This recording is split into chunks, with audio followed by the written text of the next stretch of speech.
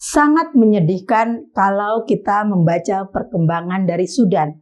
Perang yang sering terlupakan ini kini memasuki tahun ketiga dan terus terang situasinya semakin memburuk tanpa tanda-tanda perdamaian.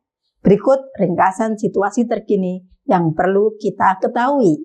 Perang yang bikin dunia lupa. Bayangin dalam 3 tahun ini sudah 11 juta orang harus mengungsi dan puluhan ribu nyawa melayang. Tapi karena kalah sorotan sama konflik lain, bantuan jadi seret. Update diplomatik. Hari Rabu kemarin, para donor internasional kumpul di Berlin, Jerman, dan janji bakal kasih bantuan sekitar 1,3 miliar dolar. Masalahnya, dua pihak yang lagi perang, yakni tentara Sudan SAF versus paramiliter RSF, malah nggak diundang. Pemerintah Sudan di Khartoum pun protes keras dan bilang pertemuan itu nggak bisa diterima. Kenapa sih susah banget buat damai? Intinya, kedua pihak sama-sama keras kepala. Tentara Sudan atau SAF nggak mau anggap RSF setara dalam negosiasi.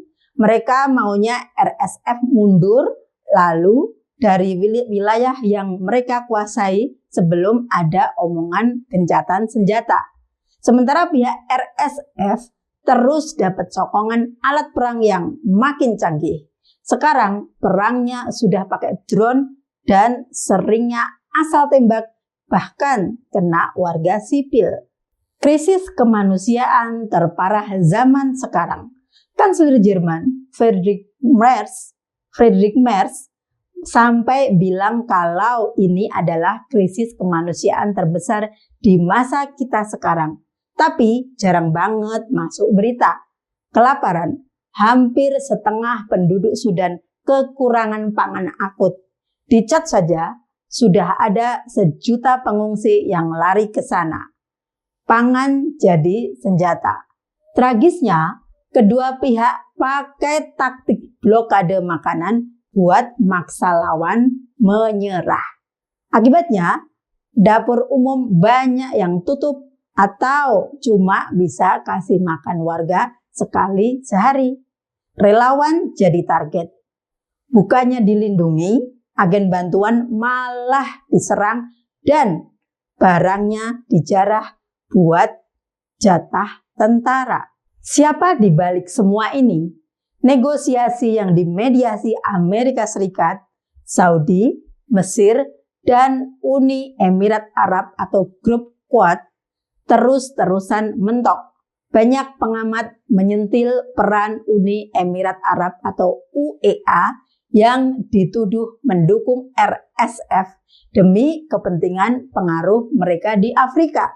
Katanya, tanpa ada tekanan Abu Dhabi, perang ini bakal susah berhentinya. Satu hal yang pasti, buat warga di sana, sudah nggak ada lagi tempat aman buat lari. Benar-benar mimpi buruk yang nggak tahu kapan selesainya.